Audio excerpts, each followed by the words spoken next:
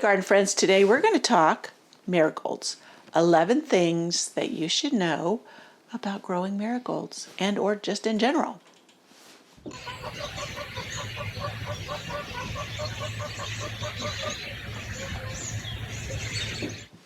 Yep. Now I try to do scientific research, not just what's commonly told about certain plants. I like to deep dive. I'm a plant nerd, I guess you'd say. So even though marigolds are like an old friend in the garden, there can be some misconceptions, and there are some out there about them in general. So, and they're widespread across. I keep seeing these AI generated, I don't know, pictures and then captions from, I don't know, weird gardening, not weird gardening sites. It has a garden site name. But when you read the information, I was talking about one I just saw today, which was totally bogus, is about using baking soda in your garden and what it's good for. No, don't, okay? Just because it's safe in the kitchen doesn't mean it is needed in the garden. There's so many other ways to help your soil, help your plants. So be cautious of such things that sound like they're great, okay? I just had to put that out there because I saw that this morning and just rolled my eyes. But anyways, let's stick to my notes. Now, you will often hear about marigolds, how they repel pests. Some say all pests. Or plant them anywhere and everywhere and they'll just thrive. They are an easy plant, but that's not all there is to it. So just like most things in the garden, there's no one size fits all, and it's a little more nuanced than that. So today, let's talk about how you can get marigolds to perform and other things you should know about them. So number one, marigolds are not all the same. So true. So marigold, it's the common name that covers several species of Tagetes, some say Tagetes, genus, and they do behave differently in the garden. So the common types are, I'm going to say Tagetes patula, that's the French marigold.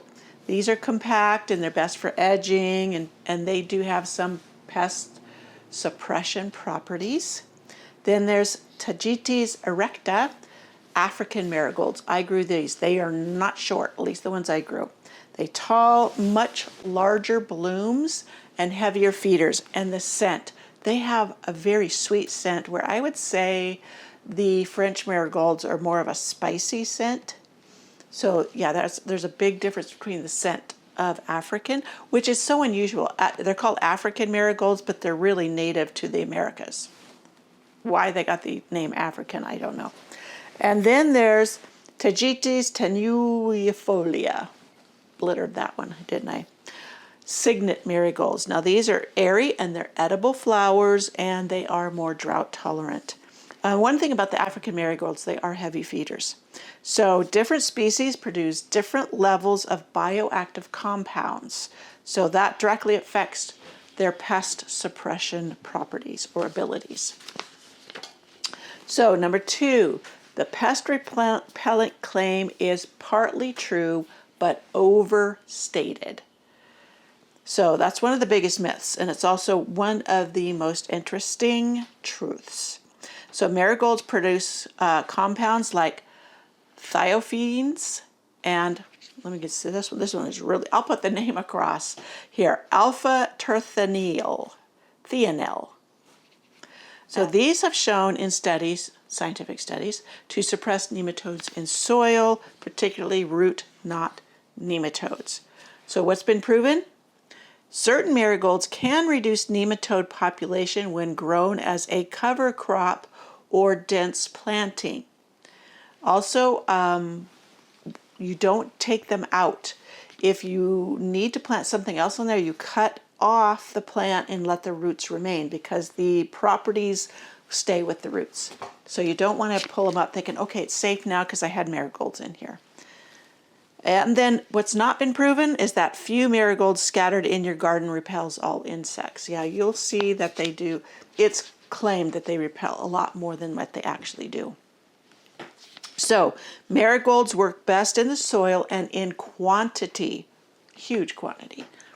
and not as a magical border plant. It's not like you can plant them around the border of a bed and get the effect that you're looking for if you're wanting to suppress the nematodes. So that's important. 3, they need full sun for maximum bloom production. Yes, they won't do well in the shade. You know, there are caveats. There is no one size fits all in gardening. I just did my delphinium video, 10 things you need to know about growing delphiniums. And in areas where they shouldn't thrive, I had viewers like zone 9B. They're not even supposed to be hardy in zone 8, but they are for me because of my conditions. So it's not just zone, but it's also conditions. But one was in not too far from me in the valley, and they said they grew them quite successfully. They actually reseeded, and they grew them in the shade. That was their trick to getting them to keep coming back and to grow well. So never be afraid to experiment if there's a plant that you want to try. So there's that.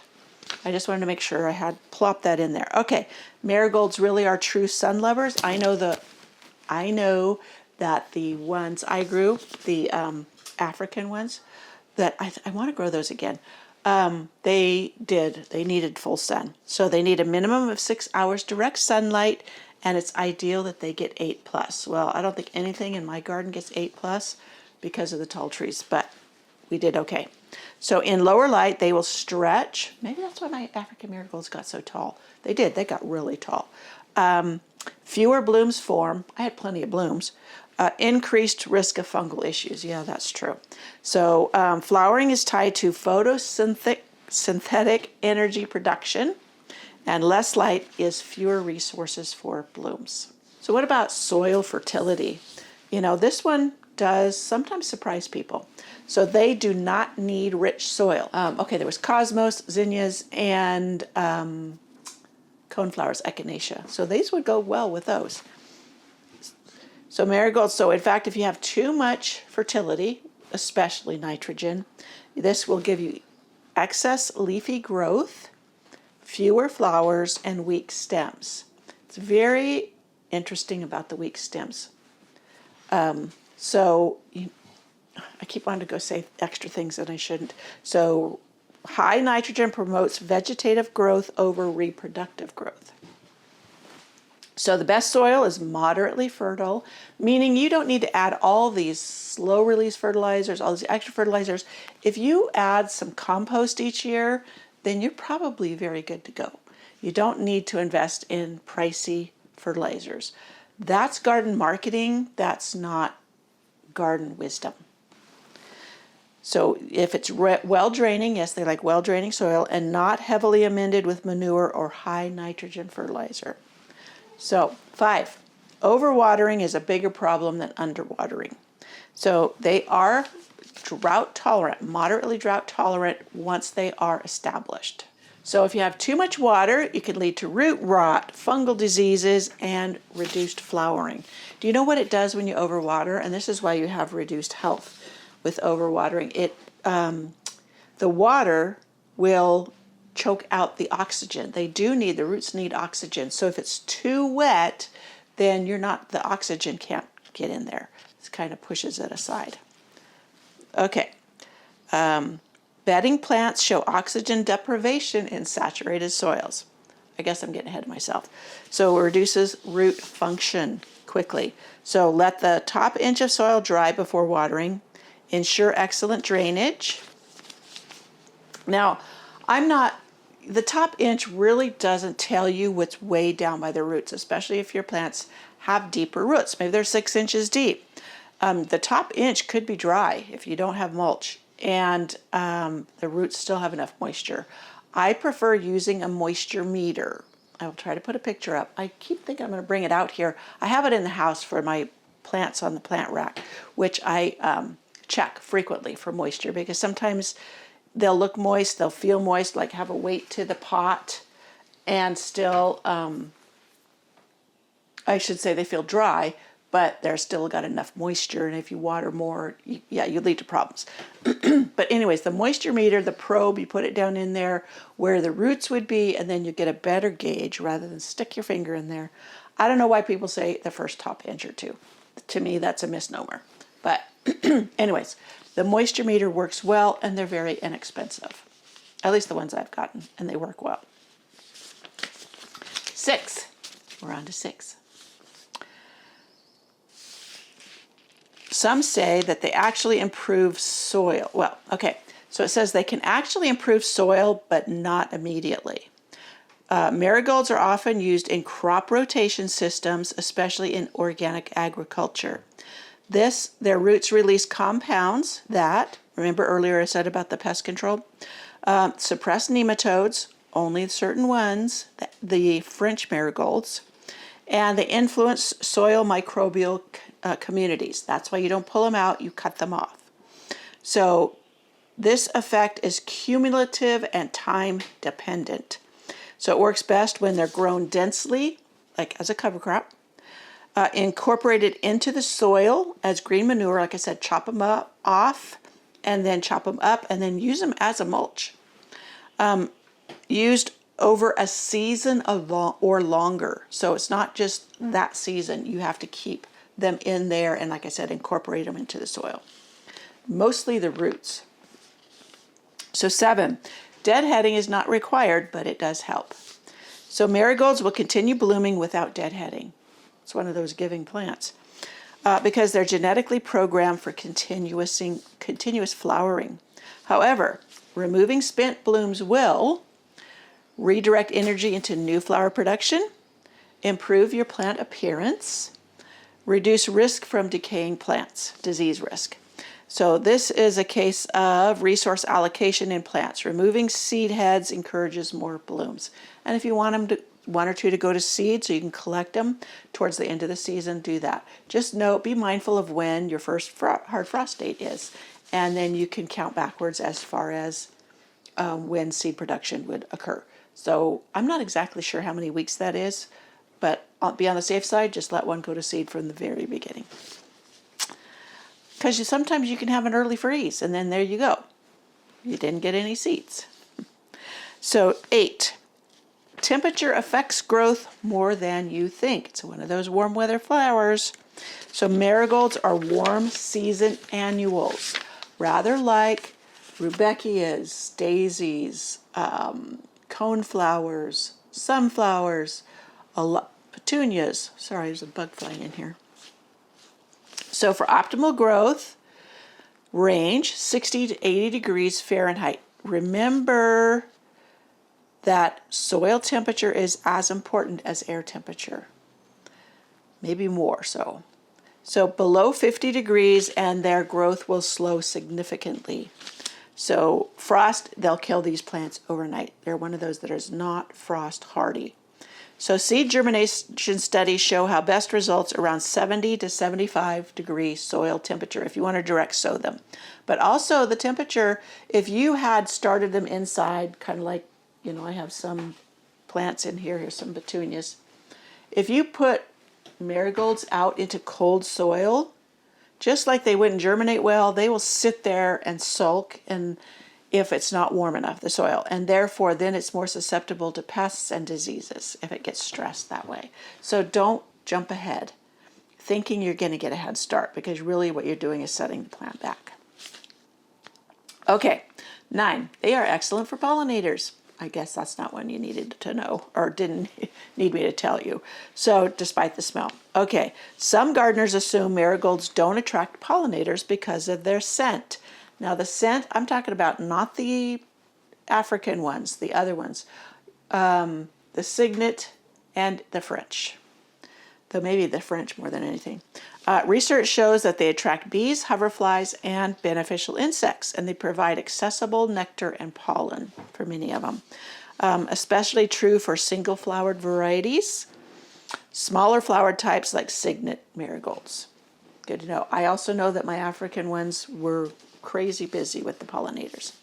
So 10, companion planting works, but not how you've been told, and not what's popular across different channels. Marigolds are often recommended as companions for everything. Here's the science-based reality. They can help reduce soil nematodes when used properly. We discussed how and it's only the French. and they attract beneficial insects, but they don't automatically repel all insects from nearby plants. Companion planting works best when it improves biodiversity, supports beneficial insect populations, and enhances soil, and it's not like a force field, as some will purport it to be. So, number 11, down to the last one. Marigolds are one of the easiest flowers to grow from seed. Yeah, they are stupid simple. So you can just spread them out in the garden and you will get some, if you have the warm soil and the warm temperatures. So these are where they really truly shine. If you're a beginner gardener and you want to have a measure of success right out of the box, then plant yourself some marigolds. And you can find them at Dollar Tree, Dollar General, other dollar stores that carry the American seed, like these, American seed. These are some cosmos that I got at my local Dollar General. And last year I got a bunch of seeds from Dollar Tree. This year the Dollar Tree didn't have seeds like they did last year. I don't know what's going on there, but they all grow well. I saw on another channel a lady who was single mom. She had ordered their expensive seeds and she had a freeze. And it wiped out her plants. And she was trying to find out if they were going to have a sale or something. And you know what? If you are really strapped for cash, the American seeds are wonderful. The varieties that they have available are tried and true varieties. Many are heirloom that have been through years and years of being grown and are delicious. And yeah, the ones at Dollar Tree this year, I think, were 3 packets for $1, which was more than enough in a packet for you to grow your garden this year. They do have less seeds than other more expensive packets, but you normally don't plant as many seeds as what comes in a traditional seed packet. You have to save over for the next year. So the Dollar Tree or the American seed packets that you pick up at the dollar stores, they have enough for you. And all seeds in the US, they have to meet a certain germination rate, meaning you're not going to get less of a germination rate from American Seed Company than you are from any other higher end seed company. So just know that. That is something that they are required by law to, a regulation, whatever you call it in the seed industry, to have. So don't be afraid, if you are a very tight budget, to go with the dollar store seeds. Okay, my spiel on that. So they germinate quickly, 3 to 7 days, if the temperatures are right. High success rate, and they're quick to bloom, often within 8 weeks. So they are one of those instant success fields, and they boost your confidence. So seed viability show marigolds maintain strong germination rates even after storage if kept dry and cool. So that means if you had extra from last year, you will probably get success this year with them. So direct sowing works well in warm soil. We talked about that. And transplanting is easy. They don't mind being transplanted. Some plants do. So you can transplant those other plants, but it usually will slow them down a bit. So let's do a recap. What to avoid? Over-fertilizing. Too much nitrogen means fewer blooms. Overwatering or poorly drained soil. So amend your soil if you have heavy clay. Expecting pest control from just a few plants. And planting in partial shade. They love the sun. But if you've grown in partial shade and had success, please do leave me a comment below and you can encourage those that may have a little more shade than they would like. So final thoughts. Marigolds really are one of those beginner-friendly plants that boost your confidence and will teach you a few things. They're not flashy in a fussy way at all. Now, I will also say that the African marigolds that I grew, I wanted a really white one, and none are truly white. They lean towards a cream or a hint of yellow in them. So if you're wanting pristine white from them, it's not going to happen. So just be warned of that, because even though the package may show them very white, I had to learn that the hard way. So They don't demand perfect soil or constant care. It's really great for a low maintenance garden. But when you know what they really need, it's really easy to give it to them. There's a reason they've been popular in gardens, in containers for decades, hundreds of years even. And so I hope you enjoyed that on growing marigolds. I'm going to get going on planting up some delphiniums. Do you want to follow along? I'm done with the marigold thing. So let's plant up some delphiniums really quick.